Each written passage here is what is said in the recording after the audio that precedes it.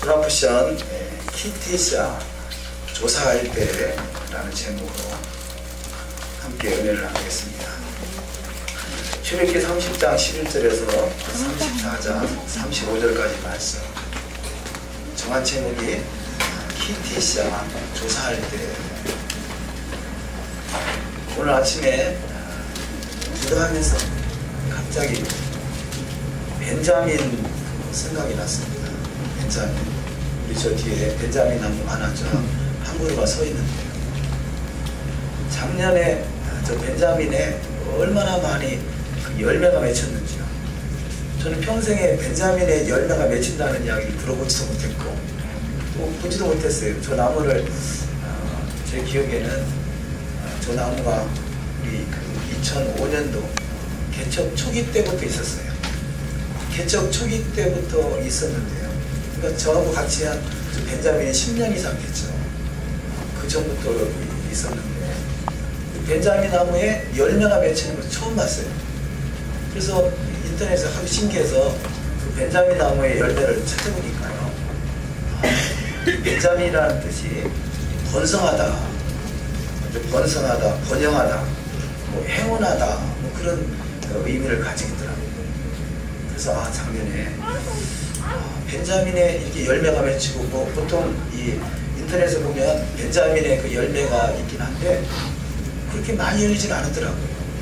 작년에 저 벤자민에 얼마나 열매가 많이 맺혔는지 따닥따닥 맺혔다고 할까요? 그래서 하나님께서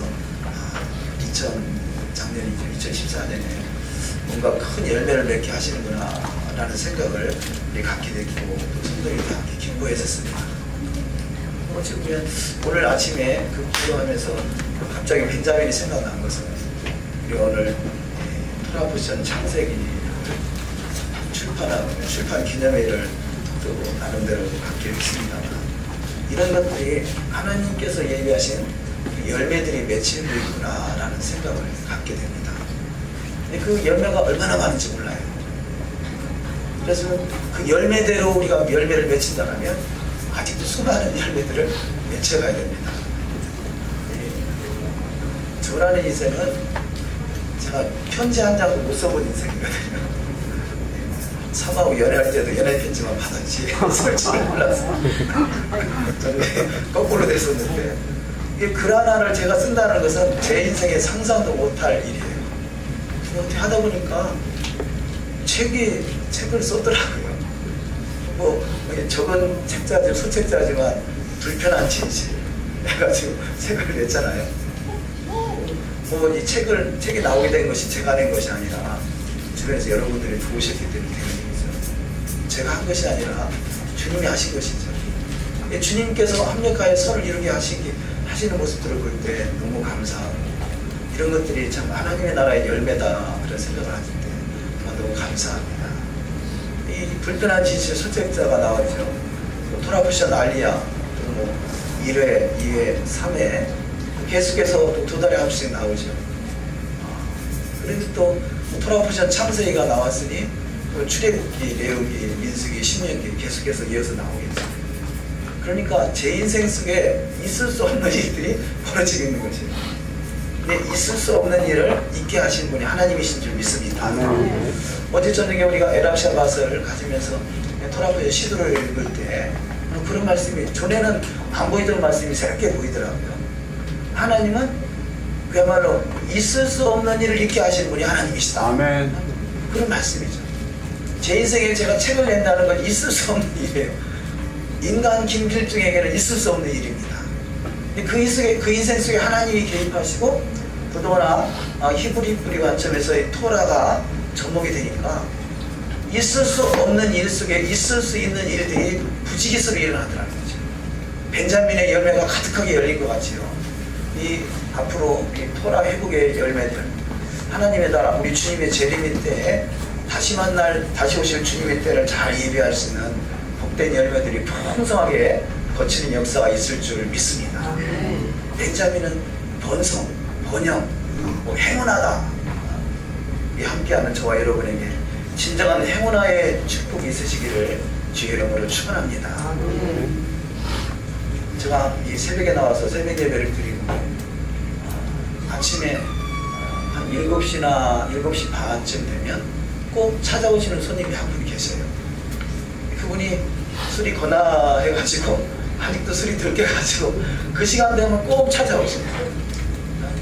그 시간 되면 꼭 찾아오시는데 그래서 혼자 그냥 한 30분 동안 저한테 설교를 하다가 들어가게 가십니다. 근데 오늘 아침에는 뜬금없이 와가지고요, 목사님, 제가요 한번 생각해봐도 이상한 것이요, 메시아닉 교회는 하나님의 임재가 있어요 그러는 거예요. 아니 누가 할 소리를 누가 하는 근데 그 속에서 그 입에서 술이 늘 취해가지고 아침마다 찾아오시는 그 입에서 메시아닉 교회는 주님의 임재가 있어요 그러네요. 너무 놀란 거예요. 아니 저분이 내가 예수 믿어도 됩니까? 아니면 믿겠습니다 뭐 이런 말 나오면 그래도 이해가 되겠는데 하나님의 임재가 있다고 그러니까요. 그게 도대체 아니, 저 소리를 어떻게 할 수 있을까? 임재라는 말이 그러니까 보통 어느 정도 신앙생활에서 그런 말 안 나오거든요. 그런 말이 있는지도 모르거든요. 뭐 어떻게 그 입에서 하나님의 임재가 있어요? 그러면서 이 교회는 부흥될 거야. 아니, 누가 선지자들이 참 신기하다. 저 입을 열어서 술주정뱅이 입에서 주님의 임재를 말하고 주님의 부흥을 말하고 있구나. 그래서 하나님이 하시려면 참 신기하다. 신묘가지하다 그러잖아요. 그래서 어쨌든 저는 그 말은 받았습니다. 할렐루야. 그러잖아요. 하나님은 어떤 사람을 통해서 어떻게 역사하실지 몰라요. 지금은 그냥 술이 취해서 다니지만 언젠가는 그분이 성령에 취해서 다니는 역사가 있을 줄 믿습니다. 이런 것도 또한 어찌 보면요, 그분이 뭐 하루 이틀이 아니라 끊임없이 주야장창으로 와요. 그 시간 되면. 그런데 제가 만약에 그렇게 한 말로 술 취하지 말라, 이런 방탕한 것이다 라고, 방탕한 자고 교제 안 한다 라고 해버렸으면 아마 그 속에서 그 입에서 그런 말이 나올 리도 없었을 것이고 제가 듣지도 못했을 것이에요. 어쨌든 그냥 품어주고 들어주고 본인이 원하는 대로 이야기하다가 가게 놔두고 나는 내 할 일하고 본인은 한참 설교하고 하고 그런 입장이죠. 근데 그 속에서 그래서 제가 그런 거에 본인이 내가 교회 나올게요. 교회 나올게. 내가 메시아닉 교회 나올게. 그러고 가시더라고요. 전에는 나올게요 한다는 얘기 안 했어요. 별로. 나올까요? 양만 올리다 가셨는데 나올게요 하고 가더라고요. 이런 것들이 열매를 거쳐지고 있구나 하는 생각을 할 때 그걸 참 감사하고 하나님께 영광을 올립니다. 자, 오늘의 토라포션 이 키티샤 조사할 때 뭐 조사한다 그러면 뭐 인구 조사를 말할 수 있겠죠.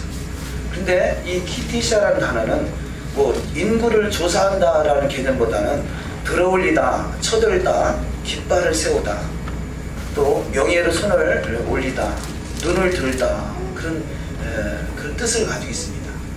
자, 이렇게 키티샤 조사할 때라는 단어가 조사한다라는 의미보다는 들어올리는 것이죠. 우리가 이조 왕조 뭐 이런 거나 그 어떤 옛날 드라마 보면 왕 앞에서 고개를 못 들잖아요. 그래서 왕이 너무 반갑거나 아니면 뭔가 축복할 일이 있을 때 고개를 들라 그러지 않습니까?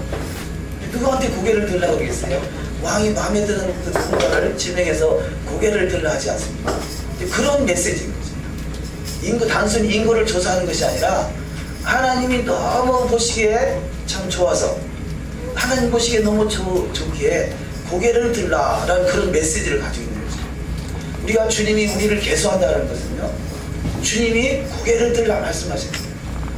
여기 지금 고개를 들라, 들어올리다, 쳐들다, 깃발을 세우다. 여호와 니시 그러지 않습니까? 하나님 앞에 깃발을 세우는 자이시죠. 저와 여러분은 주님 앞에 그야말로 깃발을 세우는 자가 되어야 돼요. 깃발을 흔드는 자가 되어야 돼요. 제가 이 개척 10년 전에 개척 나올 때 어떤 분이 미국에서 사역하시는 분이신데 사물을 보면서요, 사물을 보면서 깃발을 휘날리는 자다 그러더라고요. 깃발을 날리는 자다. 네, 아직은 그렇게 날리는 것 많이 보지 못했습니다. 깃발을 날리는 역사가 있을 줄 믿습니다.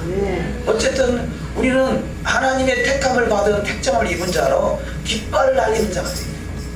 여호와 니시를 부르짖으면서 여호와의 승리를 외치면서 깃발을 휘날리는 복된 자가 되시기를 주의 이름으로 축원합니다.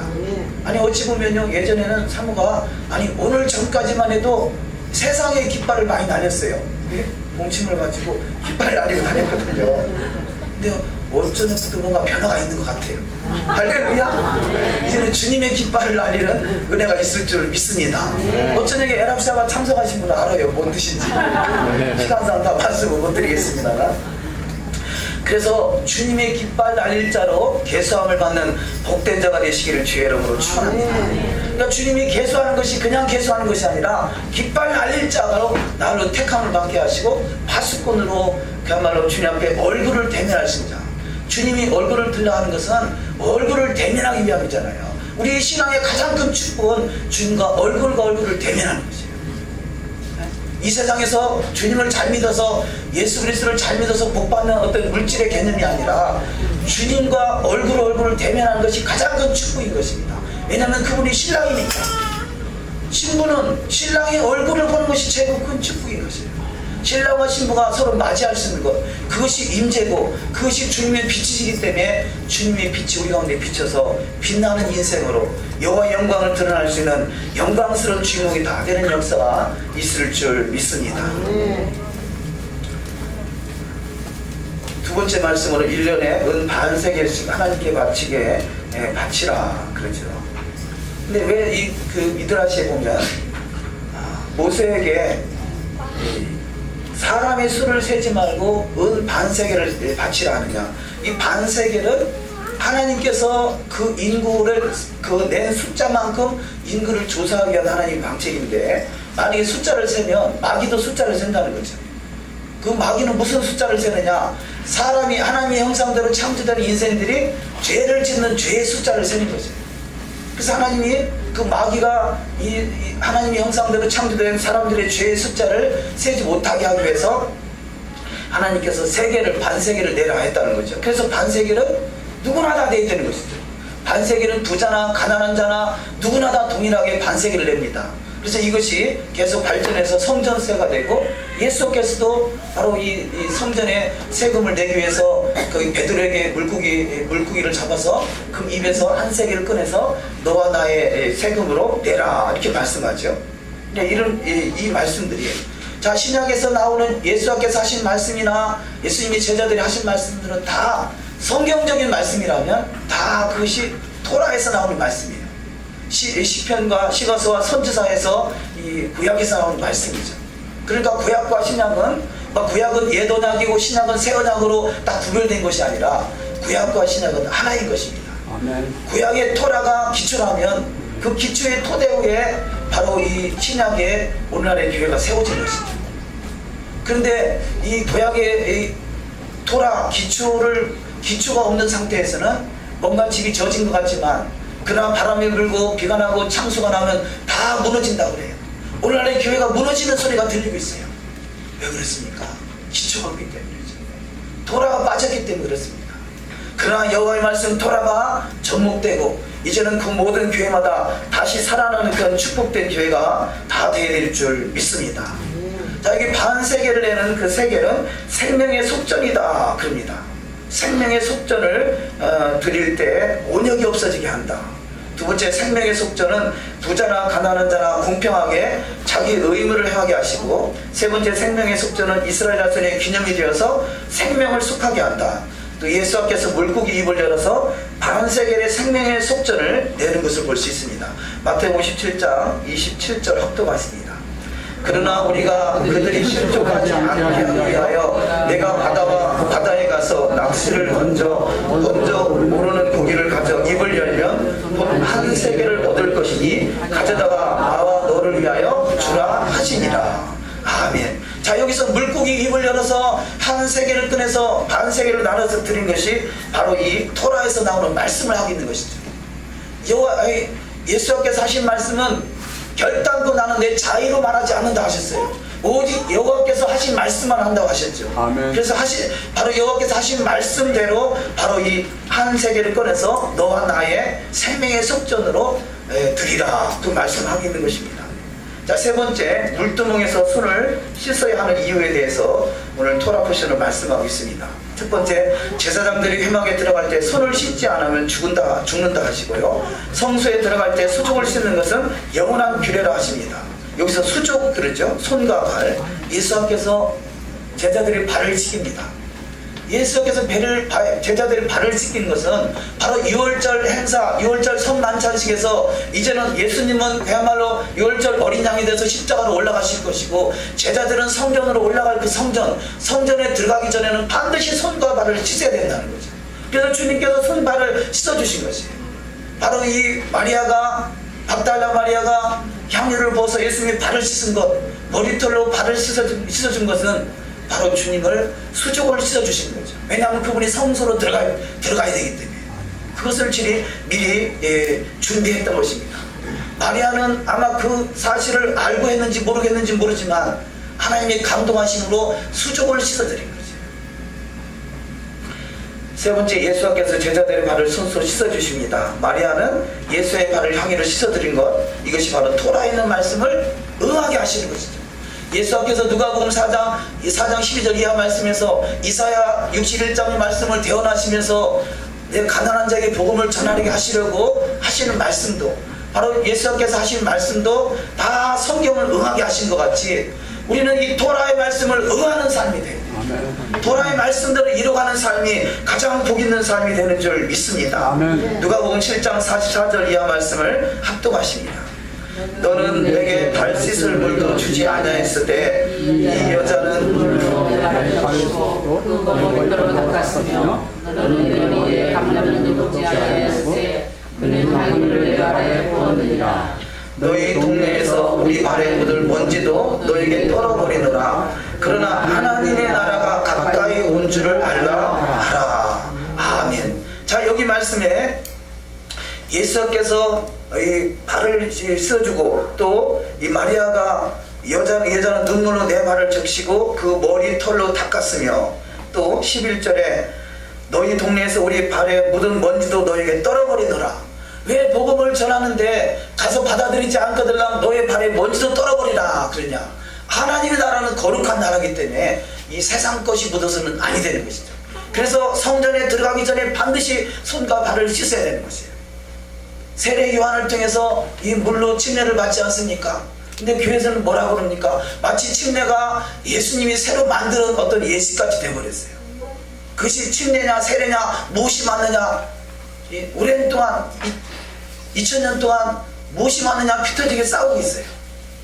그런 뜻이 아니라 성전에 들어가기 전에 반드시 해야 될 일이 바로 이 정결된 것이죠. 세례냐 침례냐가 아니라 바로 수족을 씻는 의식을 행하고 있는 것이에요. 성전에 들어가기 전에 예수께서 6월절 때, 바로 6월절 전에 그가 이 세례 요한을 통해서 씻음을 받은 것이고, 예수님도 제자들을 씻어주시는 것이고, 이 사건은 오늘날 교회에서 새로 생긴 것이 아니라 구약의 성전에 올라가기 전에 반드시 정결례를 행할 것을 미리 하고 있었던 것이죠. 그러니까 이런 어떤 이 토라의 관점이 없다 보면 토라와 전혀 상관이 없이 전혀 새로운 법을 만들어내요. 토라와 상관없는 법을 만들어내고 있는 것이 오늘날의 교회 현실이었던 것이죠. 토라를 벗어난 삶이 되어보니 열매가 온전치 못할 수밖에 없는 것입니다. 우리는 더욱더 여호와의 말씀 토라가 회복되고 기초가 잘 놓여져서 신앙이 든든히 살아가는 복된 여정이 다 되어야 될 줄 믿습니다.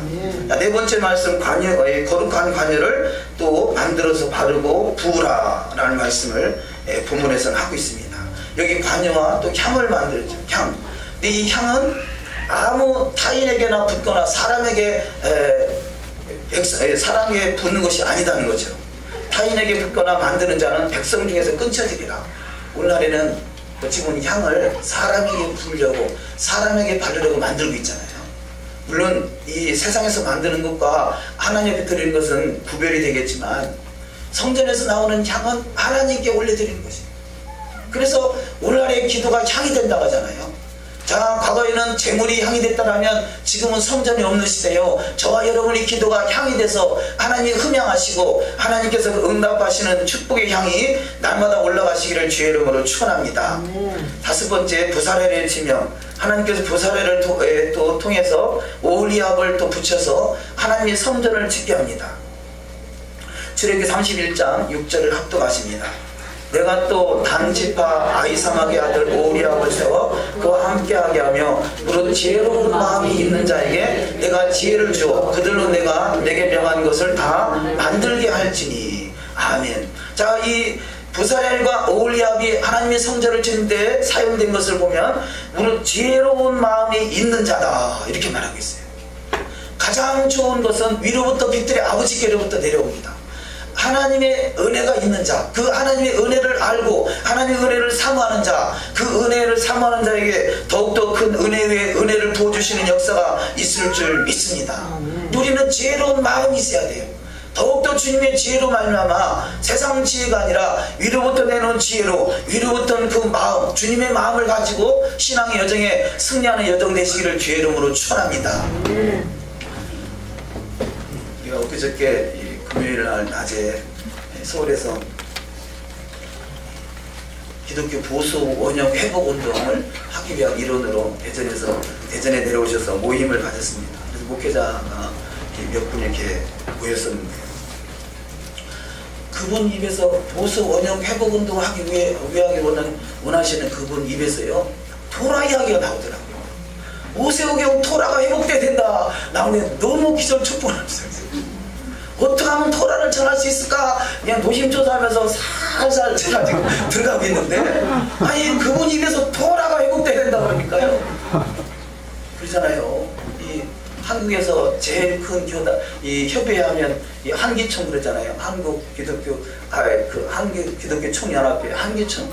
한기총보다 더 먼저 세워진 것이 한국 기독교 보수교단위 협의회인데, 보수교단위 협의회에 창설하신 분 입에서 그 말이 나오는 거예요. 얼마나 참으로 지금 마지막 때에 주님이 얼마나 급하신가. 전혀 엉뚱한 사람이 입을 통해서 토라를 이야기하게 하시고요, 강단에서 토라를 말하지 않는 교회는 다 잘못됐다는 아멘. 거기는 목회들이 올려가지고요 이거 믿어야 될지 말아야 될지 언론분이 그런 말씀하고 있으니까요. 얼마나 하나님의 때가 임박하면 그런 분들 입을 열어서 그렇잖아요. 나이가 연세가 70 넘어가면 60 넘어가도 좀 변화한다는 것이 쉽지 않거든요. 근데 그분이 70이 훨씬 넘으신 분인데 그분 입에서 토라라는 말을 하지 않지만 모세오경이 회복돼야 된다 그러고 있더라고요. 이게 주님의 때에 얼마나 주님의 때가 임박한가를 우리가 피부적으로 느끼고 있어요. 우리가 민감하게 깨어있는 이때에 그 역사 속에 동참하는, 아니 저와 여러분은 그 역사에 동참하는 정도가 아니라 그의 선도 그룹에 서 있는 것이에요. 아멘. 이 토라를 이끌고 가서 앞서서 선도로 달려가야 될 그 입장이 있는 것입니다. 그 역사의 주인공들이 다 되는 역사에 있을 줄 믿습니다. 두 번째 알리야 말씀, 누가 잡족인가. 자, 성경 속에서 잡족이 등장합니다. 먼저 이 돌판, 십계명이죠. 십계명에 새겨진 돌판을 보면요, 이 에벤이라는 돌이라는 단어가 돌, 바위, 홍옥, 사파이어, 보석, 광석, 성벽 이런 뜻을 가지고 있습니다. 그래서 유대인들은 우리는 돌판에 십계명이 기록되어 있다 하지만요, 저들의 시각은 사파이어에 기록되어 있다고 해요. 이거 개념이 다른 것이죠. 얼마나 이 존귀한 보석에 바로 하나님 말씀이 새겨져 있는가. 제가 지금 나누는 내용들은 이 토라 알리야에 잘 기록이 되어 있습니다. 가능하시면 참조하시고, 짧은 시간에 다 설교를 할 수 없으니까요, 줄여서 대충 넘어가니까 최소한 알리야 한번 읽어보시고 오시면 또 그 은혜가 될 줄 믿습니다. 출애굽기 31장 18절 합독하십니다. 여호와께서 시내산 위에서 모세에게 이르시기를 다치신 때 증거판 돌을 모세에게 주시니 이는 돌판이요 하나님이 친히 쓰신 것이다. 아멘. 자, 하나님께서 친히 이 모세를 통해서 돌판에 하나님의 말씀을 새겨줍니다. 그런데 하나님의 말씀을 새긴 말씀을 받기도 이전에 저와 여호와의 말씀을 잘 듣고 내 명령을 지키면 너는 나의 소유가 되겠고 제사장 나라가 될 것이다. 출애굽기 19장의 언약의 말씀을 받고 아멘 우리가 그렇게 하겠습니다 라고 약조해놓고 출애굽기 20장에서 십계명을 주니까요, 그 말씀을 받기도 전에 금송아지 우상을 만들어 놓고 금송아지 우상을 섬기게 됩니다. 이때 이 토라의 말씀을 자세히 보면요, 어떤 상황이 전개될 때 이 잡족이 먼저 나서는 것을 볼 수 있어요. 이 잡족은 뭐냐? 잡족이라는 것은 어쨌든 섭견자예요. 지금 이스라엘 백성들이 광야에서 이루어지는 일이잖아요. 최소한 저들이 잡족이라는 자들이 이 애굽에서 같이 따라 나오지 않았으면 잡족이라는 소리를 들을 필요도 없는데, 애굽에서 따라는 나왔지만 말씀으로 온전히 서지 못한 자가 잡족인 거예요. 저와 여러분의 인생 속에요, 우리가 예수를 믿어서 구원받았다고 말하지만 우리 속에 세상과 섞여 있는 것이 있으면 잡족인 거죠. 이것을 히브리어로 아랍이라 합니다. 아랍은 섞여 있는 것이에요. 아랍, 에랩 같은 단어인데요, 우리가 그 에랍 샤밥 그러지 않습니까? 에랍은 아랍이랑 같은 단어인데 아랍은 섞여 있다는 거죠. 에랍은 어둠이에요. 깜깜해요. 그래서 내 인생이 왜 깜깜하느냐? 섞여 있기 때문에 그래요. 그러나 섞인 것이 구별되면 이것이 빛으로 드러나게 되고 이것이 복혈로 투어보가 이루어지는 축복이 있는 줄 믿습니다. 그래서 아랍은 섞여 있는 것이고 우리 속에 섞여 있는 것, 과거의 세속적인 것, 육신적인 것, 세상적인 것, 정욕적인 것, 이것이 여호와의 말씀 토라로 정확하게 이게 나눠지지 않으면 우리는 이 잡족인 거지. 오늘날의 교회는 죄송하지만 잡족이 너무 많습니다. 세상 것이 너무나 많이 섞여 있어요. 이걸 구별하지 못하면 우리는 깜깜해서 주님을 맞이할 수가 없어요. 주님을 알아볼 수가 없어요. 우리는 주님을 알아볼 수 있는 영적인 눈이 활짝 열려지는 축복이 있어야 될 줄 믿습니다. 근데 잡족이 아니라 온 이스라엘이 되게 되는 거죠. 아멘. 온 이스라엘 순결하고 완전히 사파이에 기록된 말씀과 같이 순결하고 정결한 말씀으로 거룩하게 구별되는 복된 자가 되게 될 줄 믿습니다.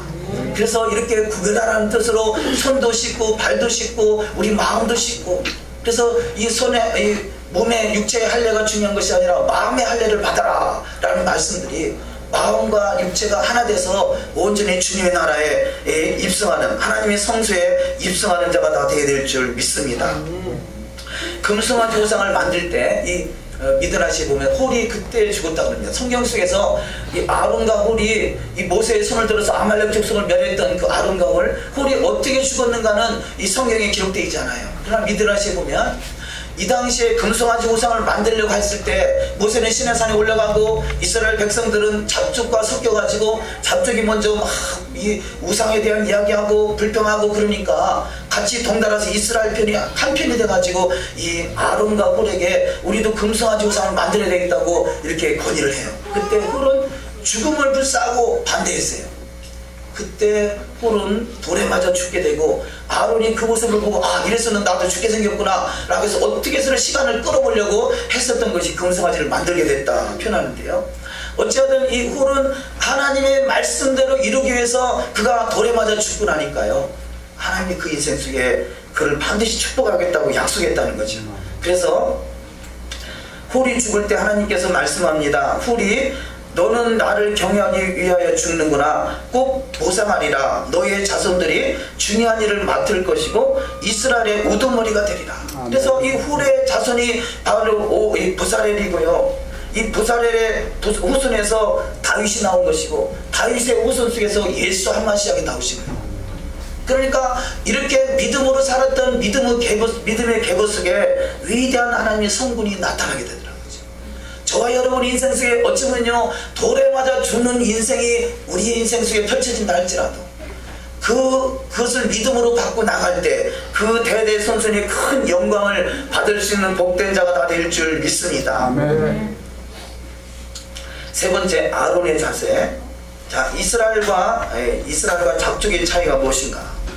이스라엘에서 나올 때, 애굽에서 출애굽할 때 전승에 의하면 유대인들의 20% 정도밖에는 이 문설주와 인방의 피를 발라서 어린 양, 유월절 어린 양의 사건을 축복으로 맞이하지 못했다고 그럽니다. 그럼 20%를 제외한 나머지들은 많은 잡족이 같이 따라 나왔는데 잡족이 변화되지 못하면 여전히 잡족인 거지. 그것을 다른 말로 이 로마서 11장에서는 이스라엘을 참 감람나무라 그리고 이방인을 돌 감람나무라 이렇게 표현할 뿐이지, 그것을 다른 말로 표현한다면 이스라엘이냐 아니면 잡족이냐 하는 것이에요. 우리는 잡족과 같은 인생이지만 온 이스라엘의 접붙임을 받아서 참 감람나무의 진액을 잘 먹고 나갈 때 우리는 반드시 온 이스라엘로 변화되는 역사가 있을 줄 믿습니다. 왜냐하면 하나님은 이스라엘이냐 잡족이냐 구별하시는 것이 아니에요. 구별하기를 원하시는 것이 아니에요. 모두 이스라엘이나 이방이나 동일하게 하나님 보십니다. 중요한 것은 여호와의 말씀이 그 안에 있느냐 없느냐는 것입니다. 토라의 말씀이 그 삶을 준행하느냐 그렇지 못하냐는 것입니다. 이 세상에 지금 이스라엘과 이방인이 나눠져 있습니다. 그런데 이스라엘 땅에 산다고 이스라엘이 아닌 것이에요. 이방인 지역에 산다고 이방인이 아닌 것이에요. 그러면 누가 이스라엘이냐? 여호와의 말씀, 토라의 말씀을 준행하는 자. 먼저는 예수 그리스도를 임금과 구주를 믿는 자요, 둘째는 토라의 말씀을 준행하는 자가 온 이스라엘이 돼서 우리 주님 다시 오실 때 주님 맞이할 수 있는 복된 자가 다 되는 줄 믿습니다. 여기 이렇게 후울과 같이 믿음으로 살았던 자가 있고요, 또 레위 지파가 또 이 우상 숭배하는 금송아지 사건에 동조하지 않았습니다. 미드라시에 보면 왜 레위 지파가 동조하지 않았는가? 금송아지는 우상이고 하나님이 기뻐하지 않는 것을 알았다 그러고요, 모세와 같은 지파이기 때문에 모세를 통해서 그렇게 모세를 닮은 삶을 살았다 그러고, 애굽에서부터 의롭게 살았다는 거죠. 레위 지파는 제가 얼마 전에 10개라는 영화를 보니까 그 10개 속에서 이 애굽에서 레위 지파들이 지도자의 역할을 하고 있더라고요. 그러니까 뭔가 지도자로서의 삶을 살아왔던 그들에게, 말씀대로 살아야 된다라고 말하게 왔던 그들에게 그래도 그나마 다른 사람보다는 타락하지 않냐고 헌신된 지파로 하나님 앞에 구별되더라는 것입니다. 그래서 예수께서 하신 말씀이 뭡니까? 하늘과 땅의 권세를 내게 주셨으니 그러므로 너희는 가서 모든 족속으로 제자를 삼아 아버지 아들과 성령의 이름으로 침례를 주고 내가 너에게 분부한 모든 것을 가르쳐 지키게 하라. 볼지어다 세상 끝날까지 내가 너희와 항상 함께 있으리라. 어떤 자에게 그렇습니까? 먼저는 내가 말씀대로 살기를 작정하고, 둘째는 그 말씀을 지켜 행하도록 가르치는 자에게 세상 끝날까지 함께하는 복된 자가 될 줄 믿습니다. 그래서 훌과 같이 레위 지파와 같이 이게 복 있는 자 다 되시기를 주의 이름으로 축원합니다. 세 번째 말씀, 안식의 나라. 자, 예수의 나라는 안식의 나라예요. 우리가 안식에 들어가기를 힘쓸지니라. 또 안식이 이루어졌느니라. 샤밧은 안식의 나라에 들어온 것입니다. 그래서 유대인의 관점은 평소의 6일과 샤밧으로 구별된 한 날과는 다르다 그래요. 그 영의 역사가 다르다 그럽니다. 우리는 그냥 요즘에는 뭐 그런 말들 있잖아요. 토라 회복된다, 토라까지 들어온 분도 많이 있으신데요, 그러나 여전히 일요일을 주일이라 말하는 사람도 있어요. 왜냐? 본질이 중요하다 그러는 거예요. 근데 본질과 의식은 하나입니다. 아멘. 본질과 의식은 나눠지는 것이 아니에요. 아멘. 마음과 육체가 나눠지는 것이 아니에요. 아멘. 마음이 어디 있는지는 잘 모르지만 내 안에 있잖아요. 마음과 육체를 나눌 수 없는 것이에요. 아멘. 본질과 의식은 나눌 수가 없는 것이에요. 본질과 의식은 하나인 것입니다. 그래서 이것을 분명히 이 마지막 때 너무 중요한 일입니다. 먼저는 이 과거에 우리 속에 본질이 뭔지 몰랐더라면, 본질은 샤밧이죠. 안식이죠. 거룩한 나라죠. 주님과 동행하는 것입니다. 그래서 우리가 진정한 샤밧을 지키고 있다면 주님과 동행하는 삶. 술 취한 사람 입에서 하나님의 임재를 느끼는 그런 삶이 아니라 저와 여러분의 인생 속에서 하나님의 임재를 느끼고 하나님의 그 영광이 나타날 수 있는 세카나의 영광의 주인공들이 되어야 돼요. 샤밧을 지켰다고 그것이 전부가 아닌 것이죠. 샤밧 속에 역사하시는 주님과 동행하는, 얼굴과 얼굴을 대면하는 복된 신앙이 다 되어야 될 줄 믿습니다. 자, 모세가 이 십계명 두돌판 사건, 금송아지 우상의 사건을 통해서 모세가 진 밖으로 나가는 사건이 본문에 기록되어 있죠. 왜냐? 하나님이 이스라엘 백성과 함께하지 않겠다는 거예요. 내가 너에게 가나안 땅은 약속이기 때문에 가나안 땅을 허락한다. 그러나 나는 너와 함께하지 않겠다. 그러니까요, 모세는 진 밖으로 나가서 하나님께 기도하기 시작해요. 왜냐? 하나님이 함께하지 않는 가나안 땅이 우리에게 무슨 소용이 있냐고요. 우리가 하나님이 함께하지 않는 천국이 무슨 소용이 있어요. 우리는 어찌 보면 많은 경우에 천국을 사모하고 있어요. 근데 천국은 중요한 게 아니라 천국의 주인공 되시고 천국의 실체가 되시는 주님을 만나는 자가 돼야 돼요. 주님 만나지 못하는, 주님과 함께하지 못하는 천국은 아무것도 아닙니다. 우리는 주님과 동행하는데 초점이 맞춰지시기를 주의 이름으로 축원합니다. 그래서 이 주님과 함께하는 그 시간이 가장 복된 시간으로 초점이 맞춰지지 못하면, 천국에 초점이 맞춘다는 것은 마치 율법을 지켜야 천국 간다라고 하는 거랑 똑같은 것이에요. 율법은 구원의 조건이 아니에요. 율법은 구원받은 백성이 주님의 신부로 잘 단장되기 위해서 주어진 이 결혼 언약서예요. 그래서 이 부분들이, 이 결혼 언약서의 주인공은 예수 그리스도, 예수 한 마시아. 그래서 그분에게 초점이 맞춰지시기를 주의 이름으로 축원합니다. 히브리서 10장 19절 합독하십니다. 그러므로 형제들아, 우리가 예수의 피를 힘입어 성소에 들어갈 담력을 얻었나니 그 길은 우리를 위하여 휘장 가운데로 열어놓으신 새롭고 산 길이요 휘장은 곧 그의 육체니라. 자, 예수 그리스도의 보혈을 공름하니 우리는 새롭고 산 길로 하늘문을 활짝 열 수가 있는 것이죠. 그래서 우리는 토라를 보고 있을 때 토라 속에 계시된 예수를 분명히 깨달아야 돼요. 성경 전체를 보면 우리가 이 히브리적 관점으로 이 워드프레이라고 그러죠. 창세기 가장 첫 번째 히브리 단어가 이 베레시트의 베트입니다. 성경의 맨 마지막에 이 아멘 주 예수의 오시옵소서. 근데 히브리로 보면 마지막 단어가 아멘이에요. 아멘의 마지막 단어가 맨 눈이죠. 눈, 생명을 말하는 눈. 그러면 첫 번째 베트와 눈을 합하면 이게 벤이라는 단어인데, 벤은 아들을 말해요. 성경 전체는 다 아들을 말하게 돼요. 성경 어디를 봐도, 토라를 보든 어디를 보든 아들을 만나야 돼요. 아들을 볼 수 있어야 돼요. 이 성경 속에서 아들이 보이지 않냐면, 예수 한 마시아 그분이 보이지 않냐면 우리는 토라가 보여요. 그러면 토라가 보이면 낭패입니다. 토라를 통해서 주님을 볼 수 있어야 돼요. 토라는 창세기 1장 1절에 베레시트와 베트가 바로 이 토라 신명기 마지막 장에 이스라엘 엘자로 끝납니다. 엘자와 벳자가 합치면 네브라는 단어로 주님의 심장이에요. 심장.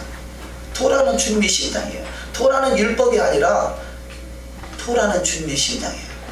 그래서 토라를 알수록 주님의 심장, 주님의 마음을 가져야 돼요. 그래서 주님이 어떤 사람을 만나주니까 내 마음을 품은 자, 너희 안에 이 마음을 품으라. 곧 그리스도의 예수의 마음이. 그는 근본 하나님의 본체시나 하나님과 동등됨을 취할 것을 여기지 아니하는 주님의 마음을 품을 때, 주님의 심장을 가질 때 주님의 마음에 합한 자가 돼서, 다윗은 너는 내 마음에 합한 자다 그러잖아요. 우리는 주님의 심장을 가질 때 우리는 주님과 하나 되는 가장 복된 자가 되는 역사가 있을 줄 믿습니다. 이것이 안식의 나라죠. 안식을 지켰다고 그것이 안식의 나라가 아니라, 우리는 그 안식의 실체가 되신 주님의 영과 접촉이 이루어지는 이 주님의 임재와 주님의 영광을 경험하는 복된 신앙 되시기를 주의 이름으로 축원합니다. 죄송스럽습니다만요, 제가 뒤에서 아까 이게 예배 찬양 인도하는데 두 분의 선교사님이 이렇게 딱 양쪽에 딱 기둥으로 서 계시잖아요. 주님의 임재가 막 느껴집니다. 두 분을 통해서 역사하시는 주님의 임재가 막, 그러니까 너무 제가 막 서 있을 수가 없더라고요. 어쨌든 두 분이 받은 은혜를 동일하게 나누시기를 주의 이름으로 축원합니다. 히브리서 3장 18절 합독하십니다. 또 하나님이 누구에게 맹세하사 그의 안식에 들어오지 못하리라 하셨느냐, 곧 순종하지 아니하던 자들에게가 아니냐. 순종하는 자, 순종하지 아니하는 자, 여호와의 말씀이죠. 여호와의 말씀 앞에 순종하지 아니하는 자는 그의 안식에 들어오지 못한다 말씀합니다. 자, 네 번째 말씀, 주의 영광을 내게 보이소서. 출애굽기 33장 18절에 모세가 가는데 원컨대 주의 영광을 내게 보이소서. 왜 모세가 진 밖으로 나가서 진 밖에서가 들어오지 않고 기도하겠느냐? 하나님의 영광을 보이지 않게는, 보이기 전에는 내가 그야말로 진 안에 들어가지 않겠다는 거죠. 진 안에는, 하나님의 영광이 떠난 진 안에는 아무것도 아니에요. 자, 우리가 교회 예배당 어찌 보면 성전이라고 표현하잖아요. 이 예배당 안에 하나님의 임재가 없으면 하나의 건물에 불과한 거죠.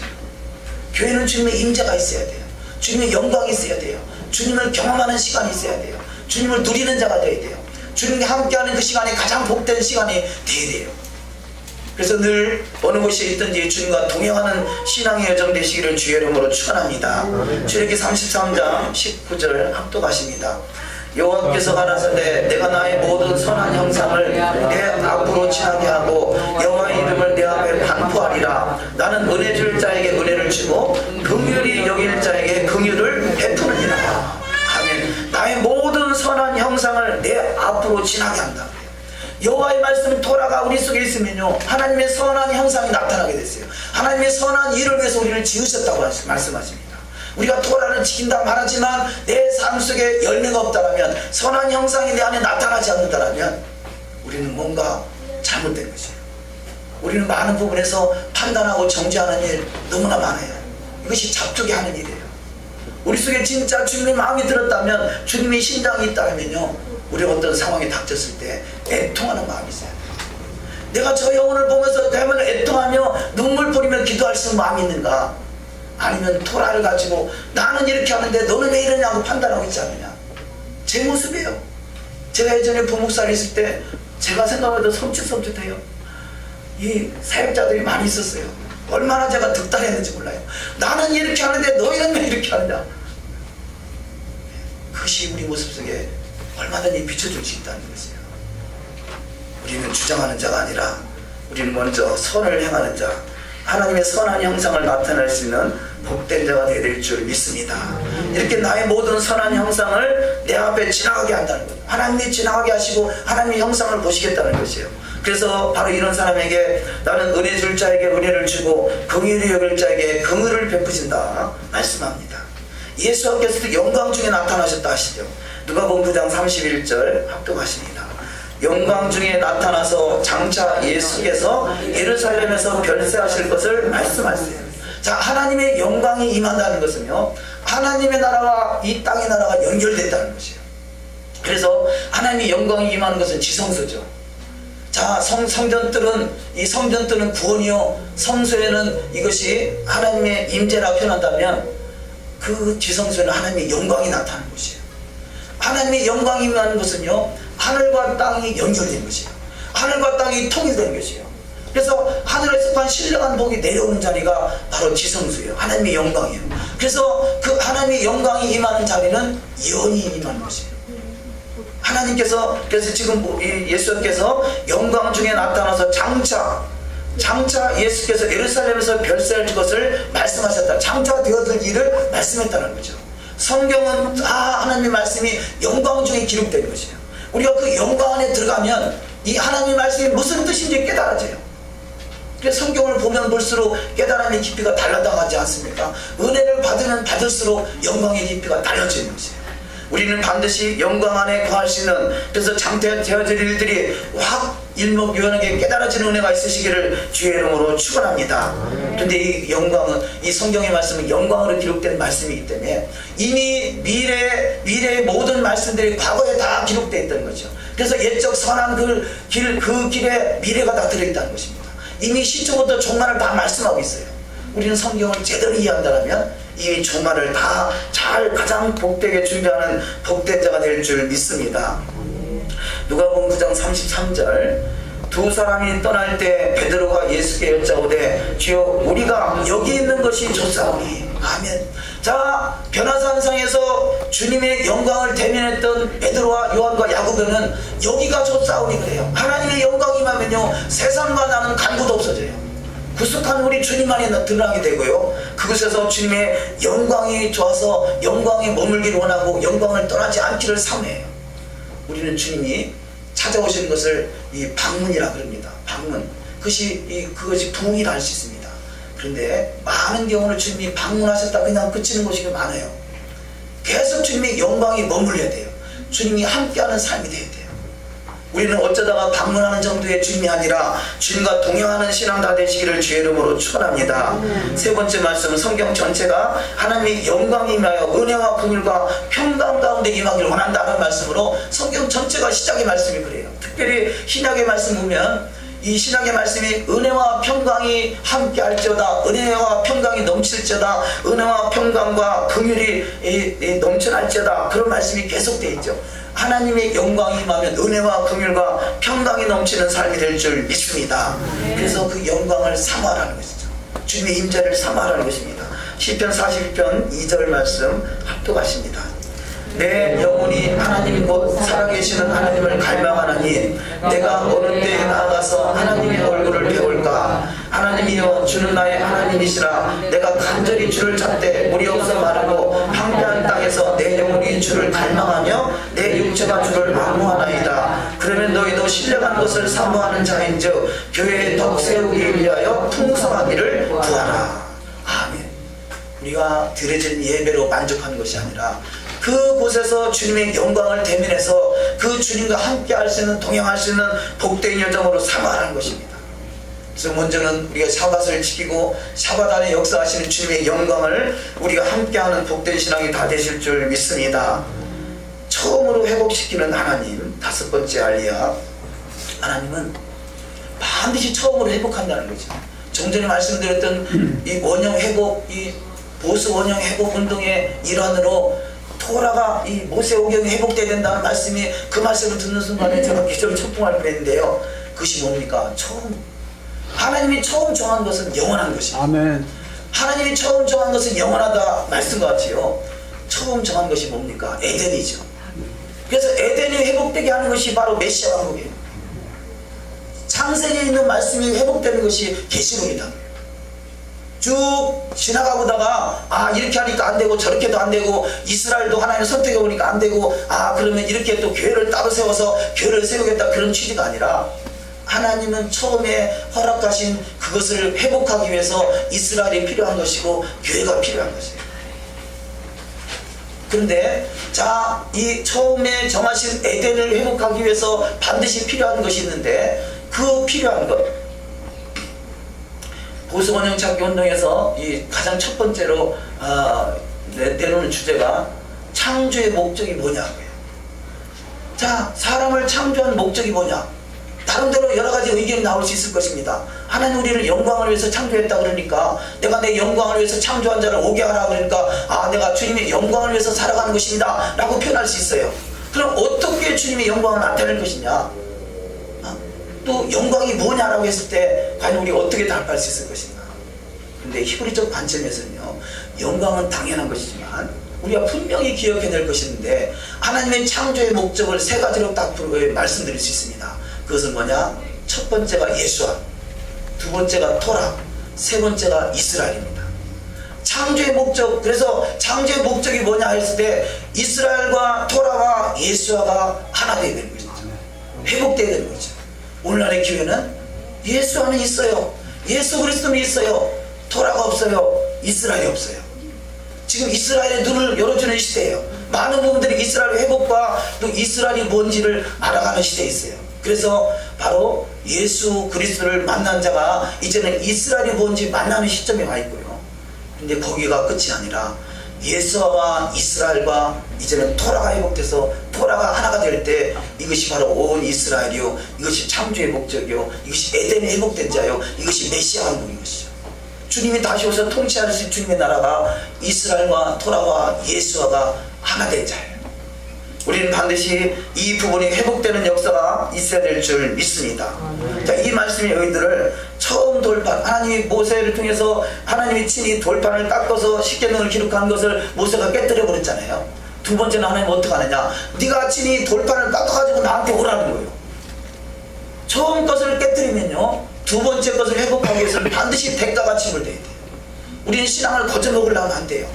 예수 그리스도의 구속의 은혜로 구원받았다면 뭔가 그 구원을 완성하기까지는 광야의 40년간의 대가가 필요한 것이에요.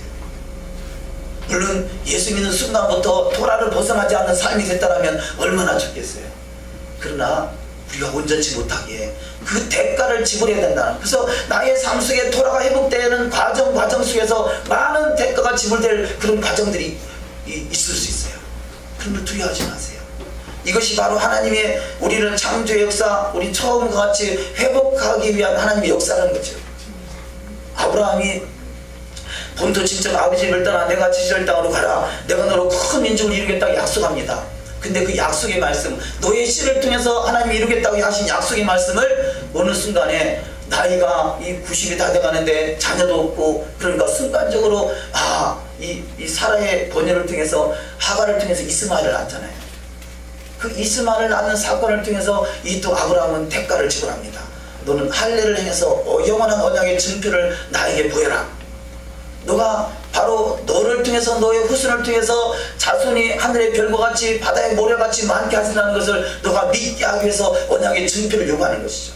그러니까 할례가 구원의 조건이라 하는 것이 사도행전 15장에서 문제가 되어버렸는데요. 할례는 구원의 조건이 아니라 언약의 증표죠. 언약 기억나게 하시는 거예요. 손과 발을 씻는 것도 바로 언약의 증표인 것이에요. 이런 하나님의 말씀, 어떤 우리가 샤밧을 지킨다, 안식일을 지킨다, 어떤 절기를 지킨다, 이런 모든 것들이 다 언약의 증표예요. 그것은 실체는 아니단 말이에요. 이것은 주님의 형상이 회복되가는 하나의 그림자인 것이에요. 그래서 이 언약의 증표를 통해서 확실한 주님을 확실하게 만날 수 있는 저와 여러분이 되어야 될 줄 믿습니다. 그래서 아담에게 잃어버렸던 에덴을 회복하기 위해서 오신 분이 예수 그리스도고, 그분께서 마지막 아담이 되셔서 십자가에서 희생의 대가를 지불하신 거예요. 생명을 생명으로, 고린도전서 15장 45절을 합독하십니다. 기록된 바 첫사람 아담은 생명이 되었다는 것 같이 마지막 아담은 살려주는 영이 되었나니. 첫사람 아담이 살아났지만 그가 선악을 알고는 실과를 통해서 생명을 잊어버리고 말았습니다. 에덴을 잊어버리고 말았어요. 에덴을, 생명을 잃어버렸다는 이야기는, 에덴을 잃어버렸다는 이야기는 바로 에덴에서 쫓겨났다는 얘기죠. 그래서 에덴에서 쫓겨났다는 이야기는 하나님과의 관계가 단절된 것이에요. 사망이 뭐냐? 하나님과의 관계가 단절된 것이 사망이에요. 저와 여러분이 인생 속에 주님의 임재를 느끼지 못한다면, 아니 임재는 느낄 수도 있고 느끼지 못할 수도 있어요. 그러나 궁극적으로 하나님의 임재가 끊어져 버렸다면 우리는 사망이에요. 그러나 하나님의 임재 안에 거한다면 하나님의 영광이 되는 줄, 축복이 있는 줄 믿습니다. 그래서 에덴의 회복이 계시록이고, 에덴의 회복이 천년왕국이고, 에덴의 회복이 메시아 왕국이다. 예수의 에덴의 회복이 다시 오실 예수의 재림의 때인 것이죠. 지금은 우리가 갑자기 2000년 동안 눈이 닫혔던 토라에 대해서 관심이 있고 이스라엘에서 관심이 있다는 이야기는 에덴의 회복의 마지막 끝점이 아닌 거죠. 마지막 남은 자의 신앙으로 회복되어 가고 있는 것입니다. 히브리서 9장 14절 합독하십니다.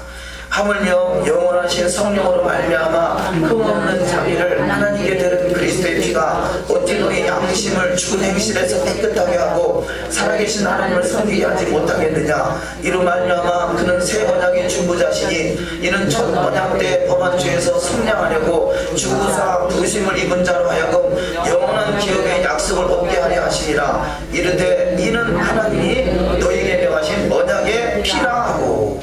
아멘. 자, 흠없는 자기를 하나님께 드린 그리스도의 피, 왜 그분이 드렸느냐?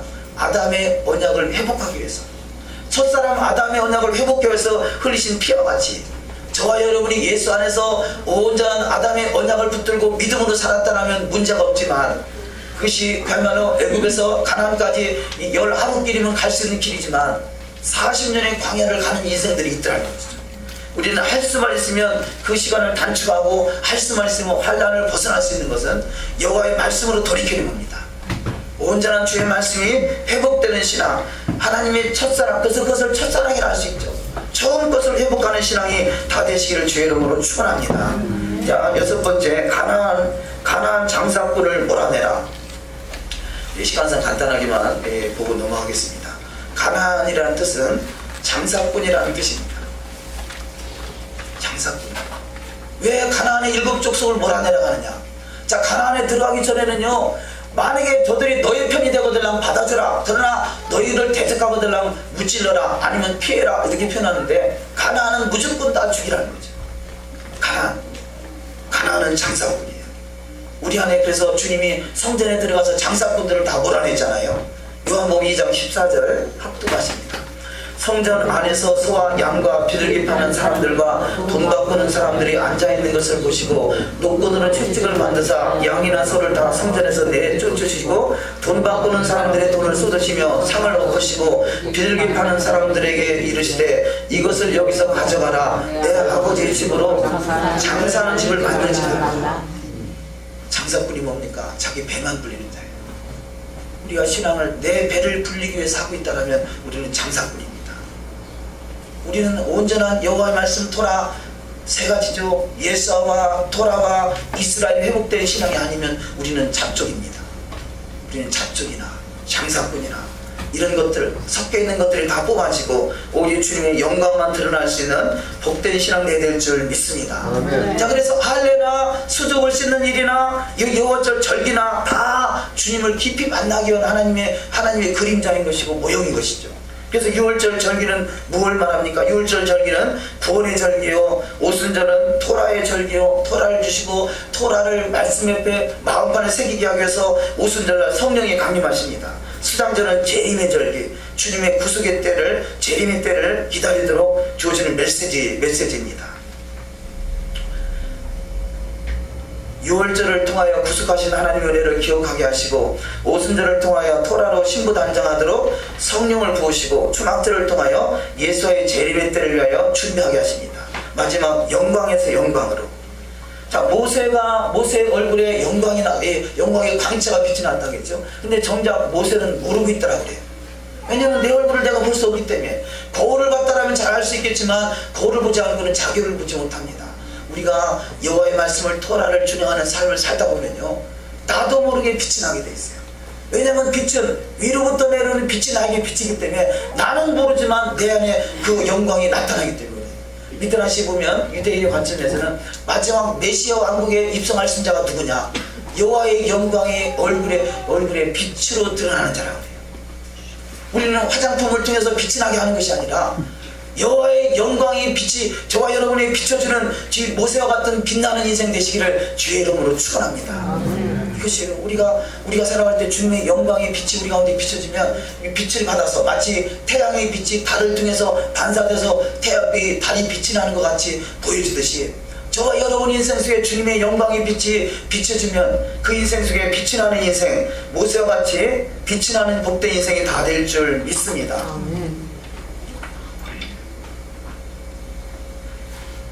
조하르나 빛나다라는 단어가 조하르나 단어인데 광채, 빛, 번쩍임 이런 단어인데요. 이 조하르는 단어는 하늘에서 하나님이 비춰주는 빛을 조하르라 그런다는 거죠.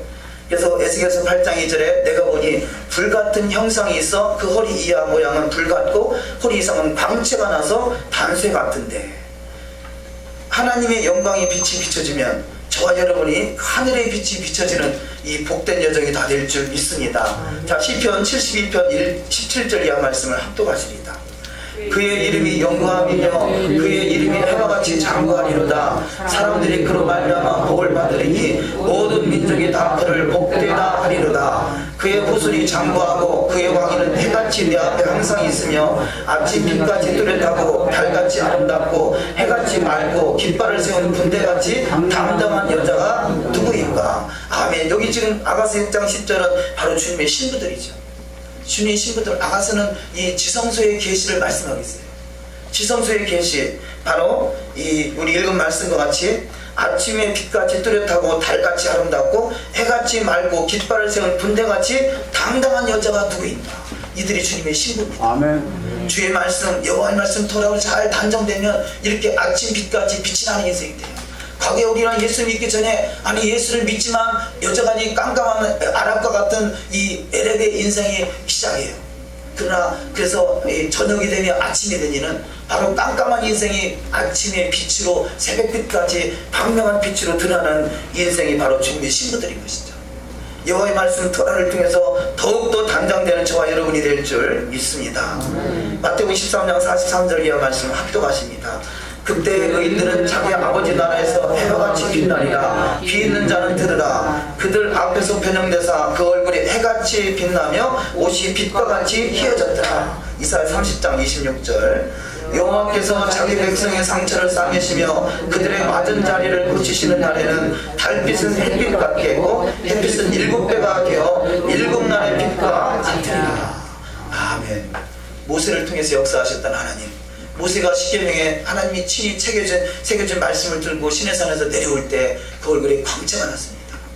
저와 여러분 인생 속에 주님의 말씀이 내 손에 들려지고 내 마음에 먹어지고 내 심령에 새겨지고 말씀이 내가 선한 형상으로 나타날 때 그 영광의 빛이 동일하게 마셔서 그 여호와의 영광이 역사의 주인공, 메시아 왕국의 주인공, 주의 보좌 우편에 앉는 복된 신앙이 다 될 줄 믿습니다. 다 같이 기도하십니다.